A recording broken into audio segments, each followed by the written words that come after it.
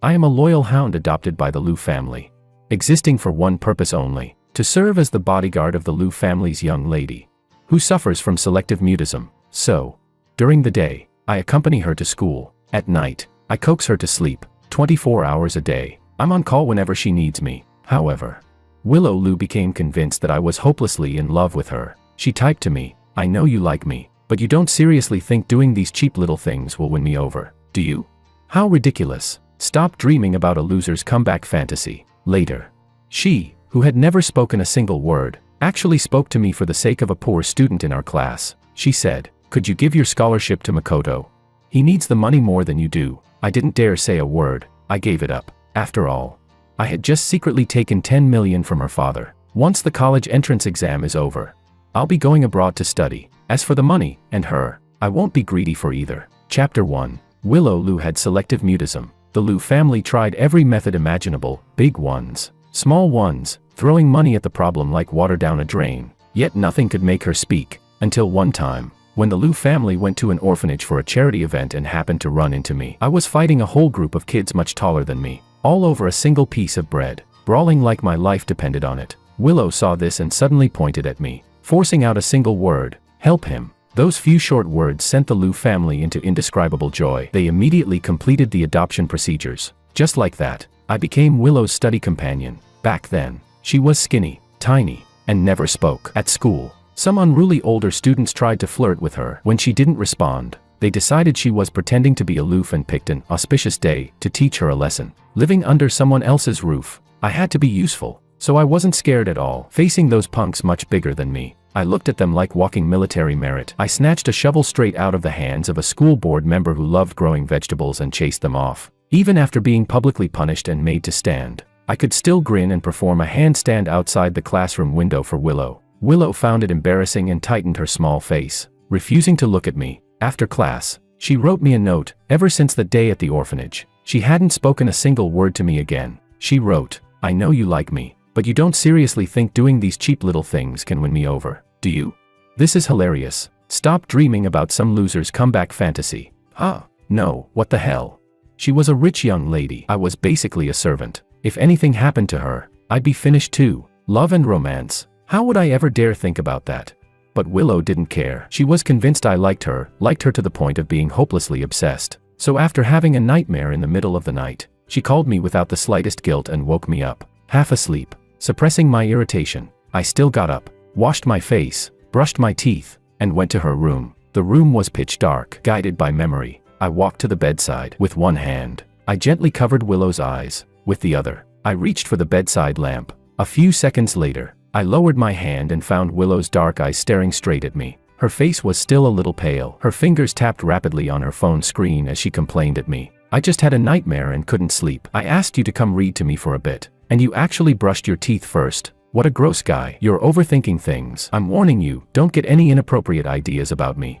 Here we go again. I gave a perfunctory and pulled a book out of the shelf. Halfway through reading, a gust of wind flipped the pages. I looked up and realized the window was open. I stood up and said as I closed it, "Don't open the window so wide at night. Cold drafts can give you a headache." Turning back, I casually tucked the blanket more securely around Willow. She couldn't get sick, otherwise, tomorrow I wouldn't get to tag along to the private tutoring session the Liu family hired for her. That stuff was expensive, 20,000 yuan per class. As I moved, Willow again gave me that strange look, her emotions impossible to read. I asked, "What now?" She wrote, "When it's time to fill out our college applications, I'll allow you to apply to the same university as me." She suddenly brought up the college entrance exam plans for a month later. I didn't react immediately. Willow grew impatient. Her phone nearly got shoved into my face as she wrote, "What? You don't want to? What right do you have not to want to? Being able to study at University C with me is your honor. Don't play hard to get with me. Besides, it's not like you're guaranteed to get into University C anyway."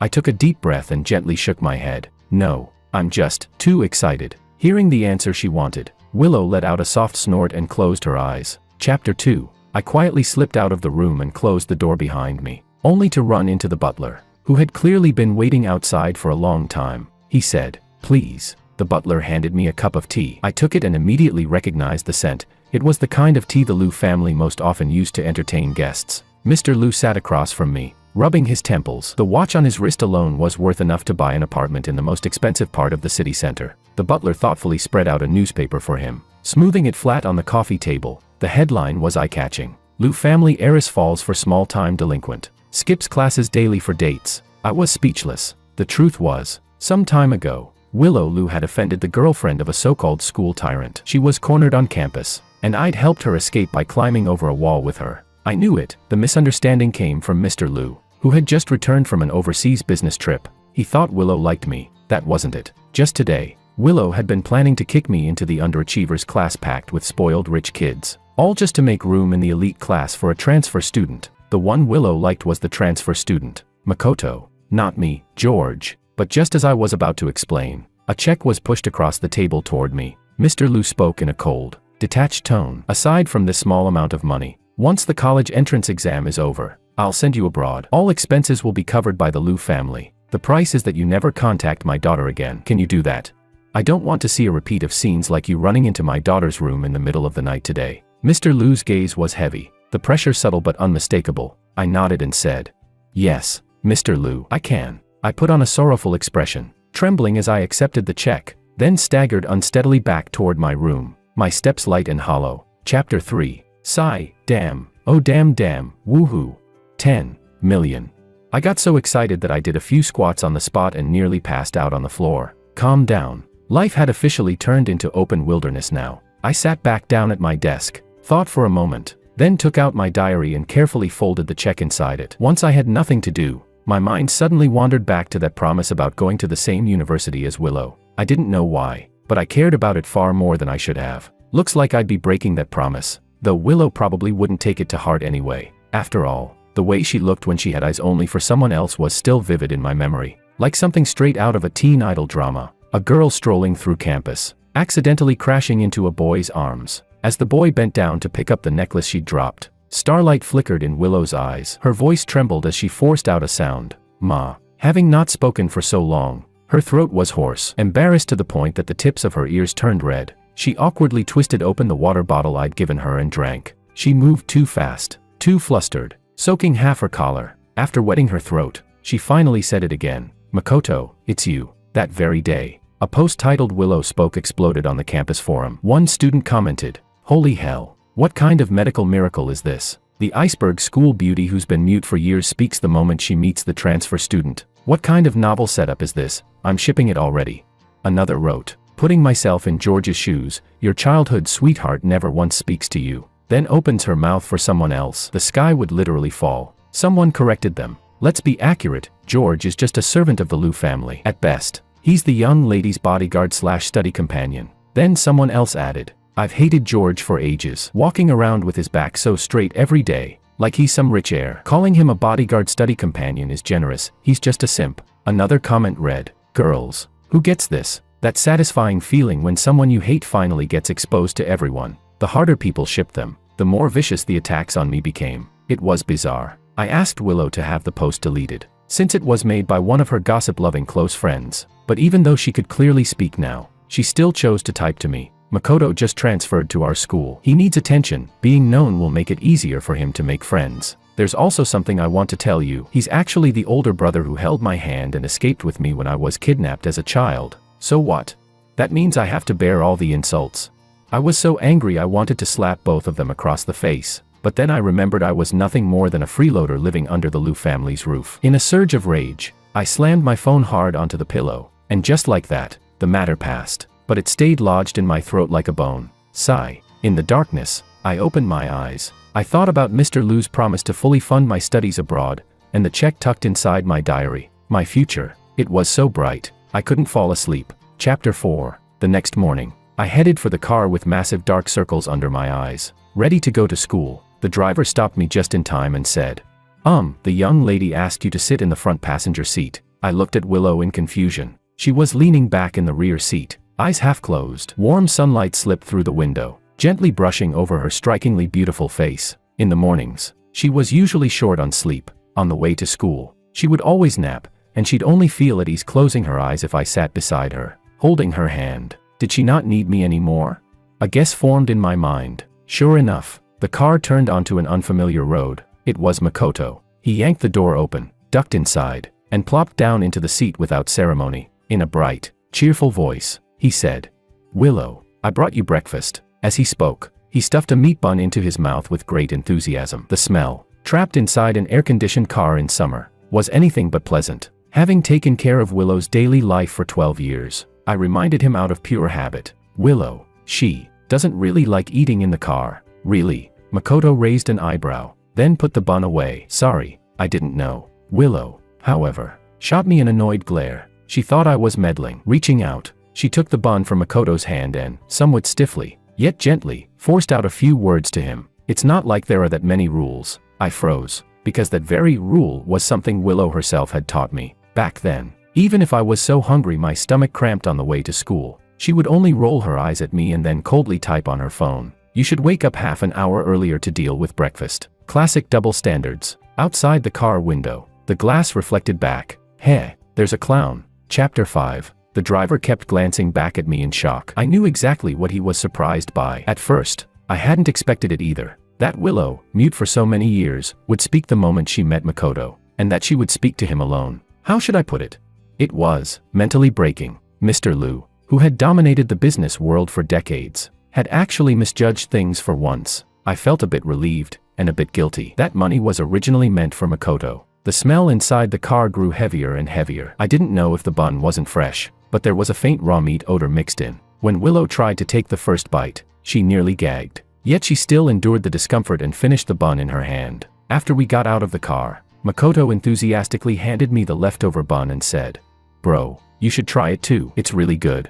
I instinctively pushed it away. Maybe Willow noticed the slight resistance on my face. She tapped rapidly on her phone, clearly upset, and wrote, "I know you don't like Makoto, but he meant well. Was it really necessary to embarrass him like that? How did you become so ill-mannered? I remember you weren't like this back when you were at the orphanage." Makoto asked with a puzzled look. "Wait, George, are you really like what everyone says? A guard dog the Liu family adopted for Willow Liu?" Completely unaware he had stepped on Willow's landmine. Back in middle school, when a class bully harassed Willow and I blocked him, he pointed at me and cursed me out as a simp and a guard dog. The very next day, his parents showed up and handled his transfer paperwork. No one ever called me that again. My name finally became just that, my name. But this time, Willow said nothing. She simply picked up a tissue and handed it to Makoto. I immediately took the hint and said to Willow, "Sorry, I ate too much this morning. Seeing food makes me nauseous. Starting tomorrow, I'll take the subway. Extra people should know when to step aside." Besides, Willow was already extremely picky about food, and she'd even get angry over what I ate. I'd been craving the snack street outside campus for ages. My classmates said a master-level cook selling scallion pancakes had just arrived there. Yet Willow's expression turned even worse than when she'd just scolded me. She typed out a single line. "No, I don't agree. Proposal rejected." For no apparent reason at all. Chapter 6. After arriving at school, I went to the homeroom teacher's office first to handle the transfer paperwork, then returned to the classroom to clear out my desk. My classmates whispered among themselves. Seeing how Willow used to stick so close to George, I almost thought this kid had actually managed to date her. Someone else said, "Are you blind? Willow sticking to him. Didn't she already get him transferred to that bottom-tier trash class? I heard that class is full of spoiled rich kids who do nothing but clown around. If he transfers there, he'll probably get beaten until he drops out. Serves him right." This morning Makoto brought Willow breakfast, and he butted in saying Willow doesn't like eating in the car. The way he said it, if you didn't know better, you'd think Willow was his girlfriend. Total failed flex. The Liu school beauty didn't even hesitate and ate the breakfast Makoto brought her. What a brain-dead simp. Pure clown behavior. The very next second, smack, Willow slapped that person hard across the face. She stood in front of him, glaring viciously, as if she wanted to bore 2 holes straight through him with her eyes. I truly couldn't understand women. She'd just been belittling me this morning, and now she was pulling this. Forget it. I grabbed Willow by the arm. Big break's about to end. I need to hurry back to my new class. Willow looked up at me. Her pale, jade-like fingers tugged lightly at my sleeve. As always, she typed instead of speaking. She wrote, "The college entrance exam is almost here. You'll only be in class 13 for 1 month. It'll be over quickly. Makoto's foundation is weak. He needs our class's slot to catch up. Your basics are stronger. You'll do fine in any class. After the exam, I'll come find you. After the exam, I'd already be on a flight to the UK, but I didn't say anything. I just looked into Willow's slightly panicked eyes and, like always, tapped her forehead lightly. All right, I'll wait for you. Sigh. I had to keep acting right up until I left the country. To reinforce Mr. Lu's belief that Willow liked me, visibly, Willow relaxed. The panic in her eyes turned into joy. She suddenly tiptoed up and gave my cheek a quick kiss. New words appeared on her phone screen. Reward. Chapter 7. Willow followed behind me as I walked. I was thinking that if she followed me into the new class, she'd probably get tangled up again with those spoiled rich kids. And when that happened, the one who'd suffer would still be me. I was just about to tell her to stop following me when suddenly Willow halted, frowned at her phone screen, then turned and ran off at full speed. Fine. Perfect timing. I carried my heavy backpack and stepped into my new classroom. Someone had a cigarette hanging from his mouth. The desks had been completely remodeled into a mahjong table. The air was thick and foul. Even worse, this class had the same school bully Willow had once rejected. That scene back then hadn't been pretty. The bully had harassed her relentlessly, demanding a reason for the rejection. So the next second, Willow hooked her arm through mine. The meaning was obvious. She was using me as a shield. The bully had held a grudge against me ever since. It wasn't that he liked Willow that much. It was just that someone who'd always been arrogant couldn't accept losing to me. By all logic, as the young master of the Bai family, he outclassed me in every possible way. The bully sized me up a few times, then laughed. Looks like the rumors are true. Willow's really sick of you. You dead simp. She doesn't even want to spend one more second with you. He tilted his head and grinned at the guys behind him. What are you standing around for? Take him to the bathroom. I stayed silent. From the last page of my English textbook, I quietly tore off the attached CD and snapped it in half. Chapter 8. A dozen or so minutes later, waves of wailing came from the restroom. At the very least, I used to be the top little demon at the orphanage. I knew a thing or two about fighting. It was just that they had the numbers. I wasn't careful and got a cut near the corner of my eye from a shard of glass. It burned like hell, baring my teeth. I made my way to the school infirmary. When I reached the door, I stopped. White curtains fluttered in the wind. Golden sunlight spilled like drifting sand. A delicate girl frowned slightly as she gently bandaged the wound of a handsome boy. It was nothing more than a shallow scratch, yet Willow's eyes were red, her heart aching as if she were about to cry the next second. I remembered, Willow had always been a germaphobe. Once, when she had a fever, she made a huge fuss about wanting sweet water from the north side of the city. It was raining and the roads were slippery. I accidentally fell and injured my arm. When I asked her to help bandage it, she pouted and looked at me awkwardly. Her hands lifted, then lowered, then lifted. Hesitating, she said, "You know I hate dirty things. Can you rinse it clean first?" Willow really was that clueless, truly heartless. But back when I was exhausted from fighting like a stray dog in the orphanage just to survive, she was the one who truly reached out and pulled me up. A girl as white as snow. Truth was, I really had liked her. Out of nowhere, my emotions collapsed like a landslide. With trembling hands, I squatted by the roadside, feeling tears slide down, mourning a love that never even had the chance to take shape. It hurt so much I felt like I couldn't breathe. So much it felt like I was about to die. But then again, if I died, who would spend that 10 million? I couldn't be that selfish. In extreme sorrow, I wiped at the corner of my eye. Ah, never mind. Not tears, blood. I smacked my lips with lingering regret and stood up, heading back toward the teaching building. Today's dose of self-inflicted melodrama. That's enough for now. Chapter 9. That night, Mr. Lu had gone on another business trip. After piggybacking off Willow's elite private lesson, I went to the bathroom to clean my wound again. When I came out, I realized Willow had somehow entered my room. She was standing by my desk, holding something in her hands. When I saw the notebook she was holding, my heart dropped hard. The check was hidden inside. Had Willow seen it? Was she going to question me? After learning the reason, would she rush to Mr. Lu to explain everything, just to save her father 10 million? Then what about my life, my studies abroad, my future happiness? In an instant, my body went stiff. I walked toward her in a daze, my steps heavy as if my legs had been filled with cement. Hearing the movement, Willow turned around. Her eyes and expression were so cold they seemed to freeze the air. She raised the notebook in her hand. Care to explain? The password used to be my birthday. Why did you change it? Ever since we were little, Willow loved checking my phone and computer, even demanding I change all my passwords to her birthday. She held up her phone, confronting me. Feeling guilty, I snatched the notebook back and said casually, "I felt like changing it, so I did." She typed, "Open it. I want to see." I said, "No." I refused without thinking, realizing I'd reacted too strongly. I quickly put on a smile for the young lady. "There's really nothing. You don't get it. Some things are special. It's not convenient to show others." She typed, "AMI others?" I was speechless. Willow's expression darkened. I said, "That's not the same thing." I tried to change the subject, intending to toss the notebook onto the bed, but she grabbed my sleeve and wouldn't let go. Holding her phone in one hand, She gripped me tightly with the other, narrowing her eyes as she stared me down. She typed, "You wrote something new in there that even I'm not allowed to see. You're definitely hiding something. What if I insist on seeing it?" I was at a loss. At this critical moment, inspiration struck. Actually, I secretly stuck your photos in there." My voice was barely audible, like I'd been exposed for harboring some deeply buried, filthy thoughts. I lowered my head in extreme shame. A cold snort came from in front of me. Willow wore a smug "I knew it" expression. She typed, "Figures. I should have guessed you had inappropriate thoughts about me. What else could be in your diary besides fantasizing about me? Forget it. I'll settle accounts with you later. Clean up first. I want you to take me somewhere in a bit. After I finished getting ready, I wheeled my bike outside and saw Willow standing under a tree, her toes absent-mindedly tapping at the patches of moonlight leaking through the leaves. So late at night, what did she want to do? Chapter 10. She typed, "Why are you spacing out? Didn't you say you wanted to take me to see the sea?" Seemingly embarrassed, Willow quickly turned off her phone screen, looked away, and sat sideways behind me. My mind wandered as I pedaled along the bike path. Willow's hands lightly tugged at the fabric on both sides of my waist. As we got closer to the sea, the wind brushing against my face turned salty and damp, but it wasn't unpleasant. On the contrary, it felt incredibly comfortable. The road was uneven. After a bump, Willow swayed, her body tilted forward uncontrollably, and she instinctively hugged me tightly. My heart skipped a beat. The doubts in my head only grew. What exactly was Willow plotting today?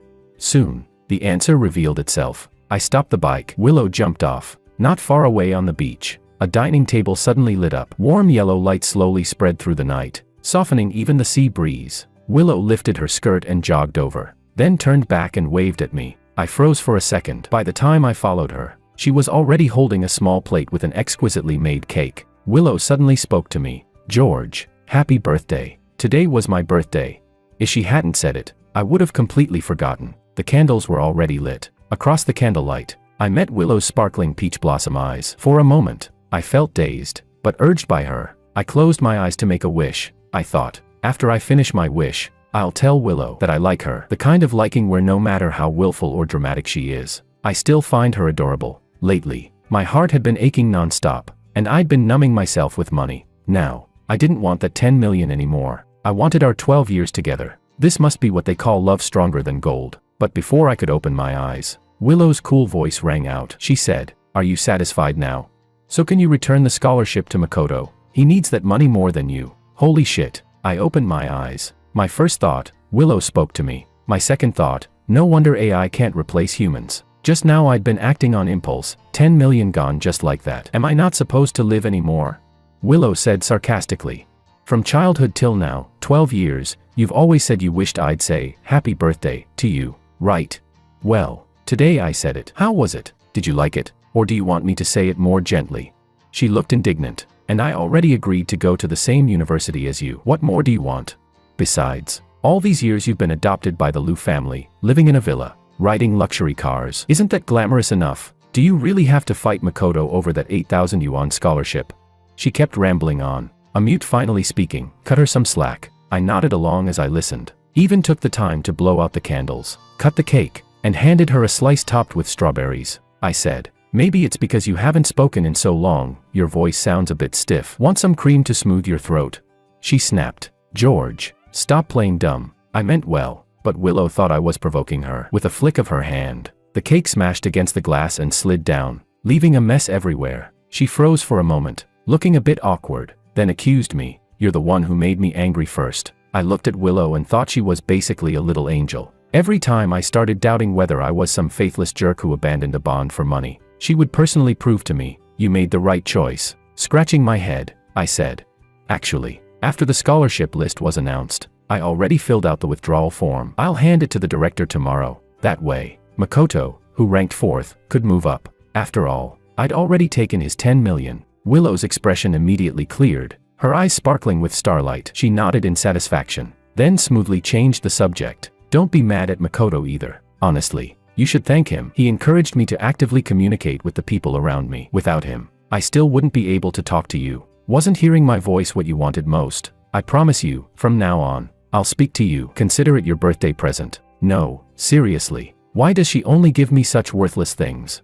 I spent all that time hoping she'd speak, and somehow it turned into her talking being a gift to me. What an idiot. Chapter 11. A month's time, neither long nor short. In the blink of an eye, more than half of it was gone. I gradually got familiar with my desk mate, Chubby. Chubby and I got along well because I shared my snacks with her every day. Like me, she was also planning to go abroad to get some gold-plated credentials, and we discussed precautions and preparations for studying overseas many times. Her eyes sparkled as she looked at me and said, "It's salted egg yolk chicken wings, thanks, George." The cafeteria auntie's hands shook like they were glitching when they served food, and Chubby often didn't get enough to eat, so I'd regularly share some of mine with her. But today, just as I handed the chicken wings to Chubby, a hand suddenly reached out, yanked the tray away from in front of me, and dumped it straight into the slop bucket without a word. She said, "George, who gave you permission to eat with another girl here?" Willow bit her lip, her face full of resentment as she swept her gaze over Chubby, then landed it on me. Her tone was sharp with displeasure. "The college entrance exam is almost here, and you're still flirting with girls. If you don't get into University C, don't expect me to wait while you repeat a year. Come with me." Willow grabbed my arm and tried to drag me away, but Makoto stopped her, annoyed. Willow snapped, "Move, you're so annoying." It was rare for Willow to lose her temper with Makoto, but the very next second, she regained her composure. She took a breath, lowered her voice, and said, "Sorry, Makoto, I'm in a bad mood today. I just want to ask George something. Can you wait for me for a bit?" Makoto scratched his head and said, "No, I wasn't trying to stop you. I just wanted to ask, if you're not eating it, can you give the meal to me?" His eyes were fixed tightly on the tray. I was speechless. At that moment, I seriously started wondering, did Makoto really just say whatever popped into his head? Was that time he called me out actually a genuine question? Sure enough, Willow choked on her words for a second. Before leaving, she pushed her own tray toward Makoto and said, "Eat." Chapter 12. Once we left the cafeteria, Willow couldn't wait to interrogate me. "George, aren't you disgusting?" I felt like her temper was even more incomprehensible than the final big question on a math exam. After thinking for a moment, I asked, "What did I do?" Willow rubbed her face in frustration and snapped, "What did you do? You tell me what you did. We're at the final critical stretch, and you're still acting improper, flirting with some girl. You even have to stick together while eating. Do you know the forum's already saying you two are together? I guess you must be desperate, someone of that quality, and you can still bring yourself to go for it. What kind of nonsense was that?" Lately, thanks to Chubby's loud morning reading, I'd been sleeping much better during early study sessions, so I replied without thinking, "She's my friend. I won't let you talk about her like that." Willow was even more displeased. "You're actually defending her now. I didn't come here today to listen to you praise some great friendship," she said. "Keep your distance from other girls. Did you hear me? George, stop picking your nose. I'm talking to you." "Fuck, so now you're really showing off that you can talk, huh?" I said slowly. "I'll say it one more time. Chubby is my friend." I met Willow's gaze and enunciated every word. "Miss Lou, from the time I was little until now, I've followed you around like a shadow. My whole world was you and the Lou family. I barely even had friends. That's why so many people say I'm just a guard dog raised by the Lou family. You know that, don't you?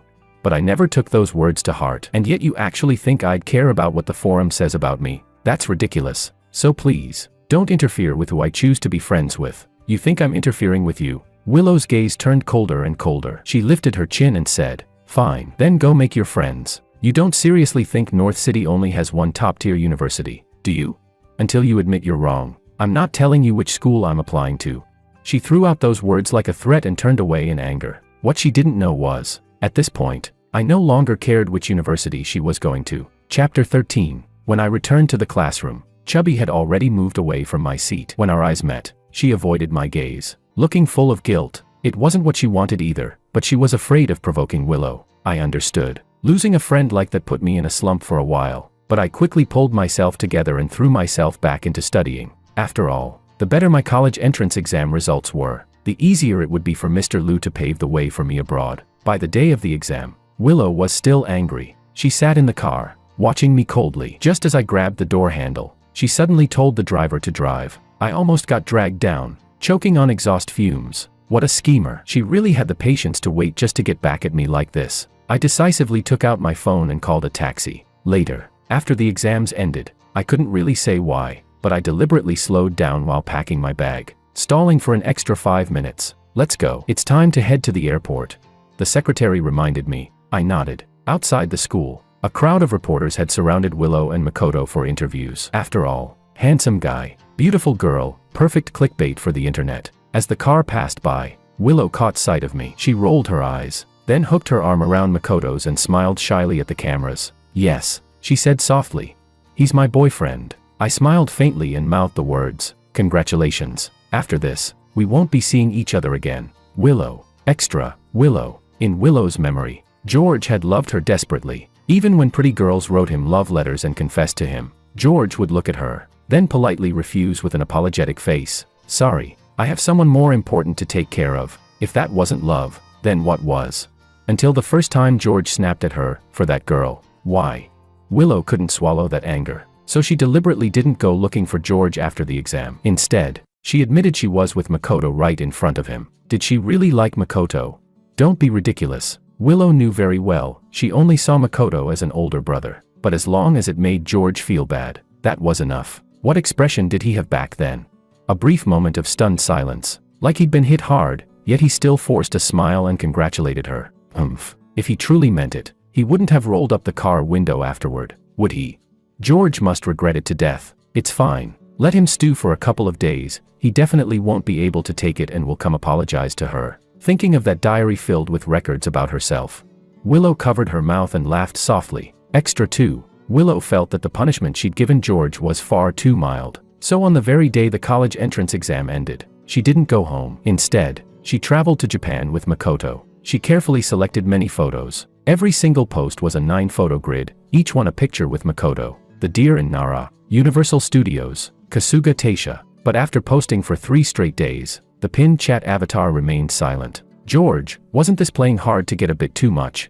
Willow pressed her lips together. The fingers gripping the edge of her phone tightened until they hurt. A heavy knot of frustration settled in her chest. She muttered to herself, unpin, block. If he didn't cherish the chance she gave him to apologize, then he'd better not regret it. Extra 3. The 5th day, when Makoto fed her a bun again, Willow instinctively wanted to refuse, but then she seemed to think of something. She took out her phone, her beautiful peach blossom eyes curving into a smile. As she pressed the shutter, she leaned in, parted her red lips, and bit into the bun Makoto was holding out to her. The sweetness was off the charts. That night, she pulled George out of her blacklist. No, wait, she had to post an update first, so she put George back on the blacklist again, edited her post, hit send, and after half an hour, she removed him from the blacklist once more. After finishing everything, Willow lazily tapped her cheek with her fingertip. These days, without seeing her, George must be freaking out. She closed her eyes, quietly waiting for George's message bombardment, but the phone notification didn't vibrate non-stop like she'd expected.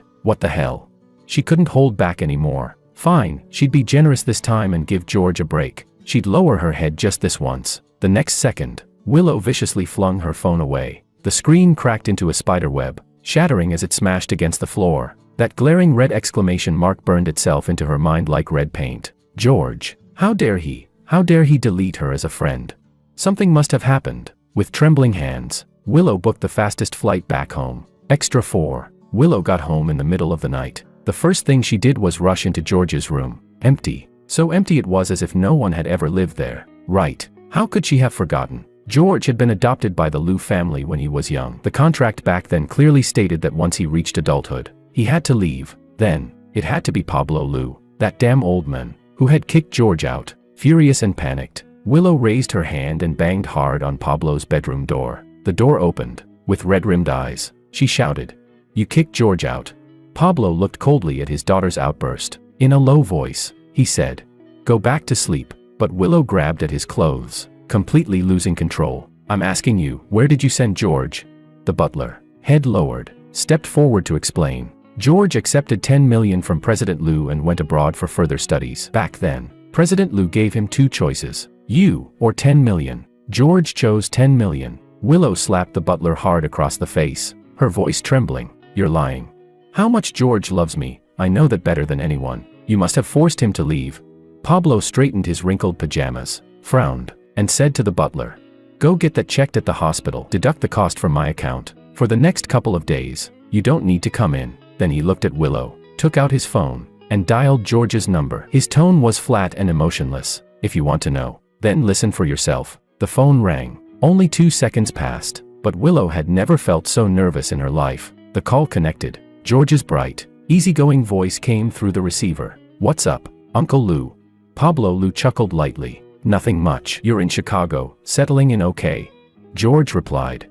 Yeah, I'm adjusting well. Everything's good. Thanks to the teachers you introduced me to. Uncle Lou, I'll be enrolling soon. Willow snatched the phone, disbelief flooding her voice. George, what do you mean by that? Did my dad force you to leave? You didn't actually want that 10 million, did you? Stop playing dead, say something. As long as you say you like me, I'll go find you. There were 2 seconds of silence on the line. Then his voice came again. No, Willow, I took the money on my own initiative. And I left you on my own initiative. No one forced me. Willow refused to accept it and pressed on, her voice shaking. But didn't you always like me? Ever since before? George replied calmly. Anyone, when offered an astronomical salary, will do their duty and satisfy the employer's requirements. Willow's voice trembled. So you're saying, to you, I was just an employer? George sighed softly. Don't make a scene. It's late. Get some rest. I'm very satisfied with my life right now. The unspoken message was clear. Don't come and disturb his life. Willow clenched the phone, tilting her head back. The harsh overhead light pierced through the gaps between her fingers, stabbing at her eyes. She raised her hand and covered her eyes with the back of it. She laughed, and as she laughed, tears suddenly spilled out. So that was it. George had never liked her at all.